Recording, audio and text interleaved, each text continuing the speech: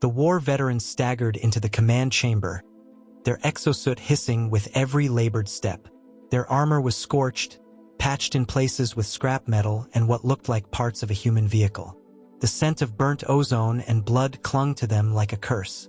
They didn't salute, couldn't. Their left arm had been replaced with something jury-rigged, fingers twitching uncontrollably. The High Council barely looked up. "Commander Virex," one of the brass said, voice dripping with boredom. "You were supposed to report yesterday." "I was busy surviving," the veteran rasped. "And trying to warn you." A few chuckles echoed through the chamber. The Empire hadn't lost a major campaign in centuries. They weren't used to soldiers coming back broken. "Get to the point," another officer snapped. "We have invasion protocols to finalize." Virex took a breath, then another. When they spoke, it wasn't with fear or rage. It was with certainty. "They're not like the others. Not like the Zarnathi, not like the Vorth. These humans, they don't fight to win. They fight because they can't stop." Silence, then more laughter. "You're saying they're mindless savages?" someone asked mockingly. "No," Virex said. "I'm saying they're worse than that. They enjoy this. They adapt faster than anything we've ever faced. You think your tactics will work? Your formations? Your tech?" They lifted their ruined hand, flexing the mechanical fingers. "I watched a squad of our elite get torn apart by a group of kids in mismatched armor. Kids, barely adults. One of them was laughing while he detonated a bomb that vaporized half my platoon. Another walked out of a burning building covered in gore and kept shooting. No one responded. They don't surrender. They don't retreat. And if you go down there thinking you'll just drop some orbital strikes and walk away victorious, you are condemning us all." A general leaned forward, expression amused. "You expect us to believe a primitive species with no FTL capabilities, no real space presence, is a threat to the Empire?" Virex stared at them, then slowly, painfully, pulled a small data chip from their belt. "This footage was taken 48 hours before I got extracted. Watch it. All of you." The screen flickered to life. A battlefield. Smoke. Screams. Then the enemy. Dozens of humans moving fast, hitting hard. Explosions tore through alien ranks like paper. Soldiers ducked behind wreckage, fired weapons that shouldn't have worked that well. Then came the worst part. The civilians. Women, old men, even children dragging bodies, patching wounds, reloading guns for the fighters. One soldier, face smeared with soot and blood, turned the camera toward himself. He grinned. "Tell your bosses we're ready. Let them come." Then the screen cut to black.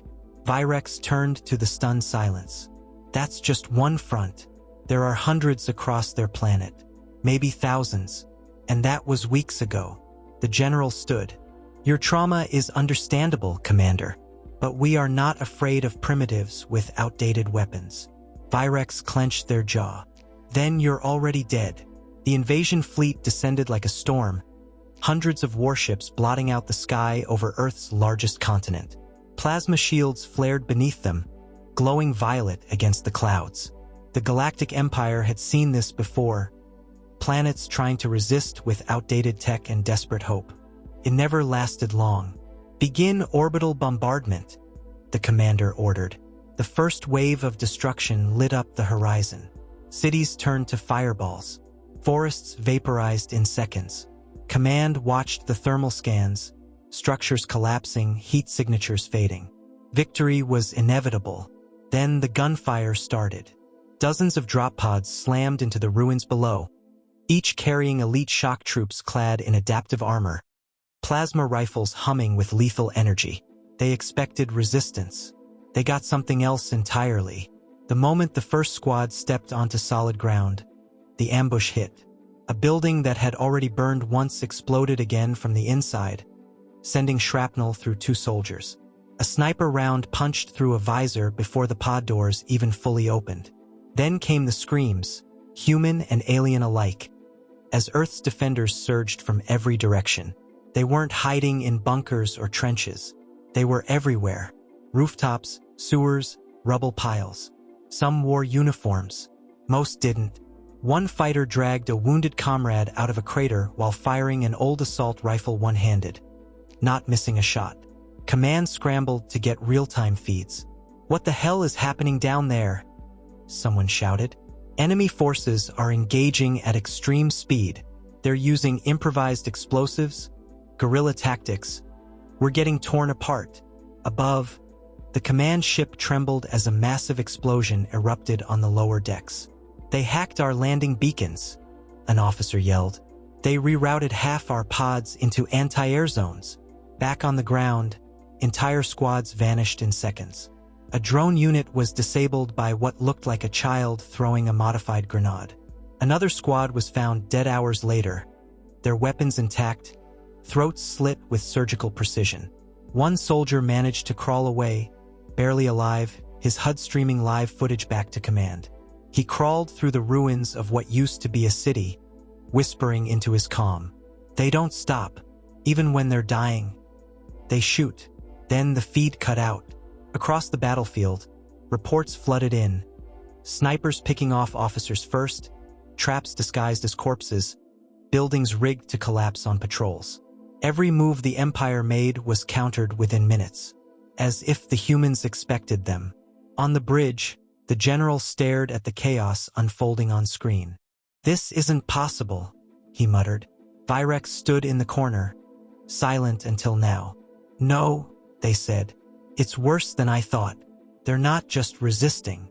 They turned to the commander. "They're toying with you." The command chamber was silent, save for the low hum of tactical displays cycling through casualty reports that no one wanted to see. The numbers weren't just bad, they were impossible. Entire battalions lost in hours. Drones disabled before they even deployed. Officers picked off like targets in a shooting range. This isn't warfare," one officer finally said, voice trembling. "It's slaughter." Virex didn't respond right away. They stood there, staring at the footage still playing on the main screen, grainy, shaky, but unmistakable. A squad of Earth soldiers dragging wounded from a collapsed bunker while gunfire cracked around them. No retreat, no hesitation. "They don't fight like any army we've ever encountered," Virex said finally. "They don't follow doctrine. They don't respect formations. And they never stop." A general scoffed. "They're primitives with outdated weapons and no real strategy." "How are they doing this?" Virex turned sharply, their mechanical fingers twitching. "You think strategy wins wars? You think tactics decide who survives?" They stepped closer, their voice rising.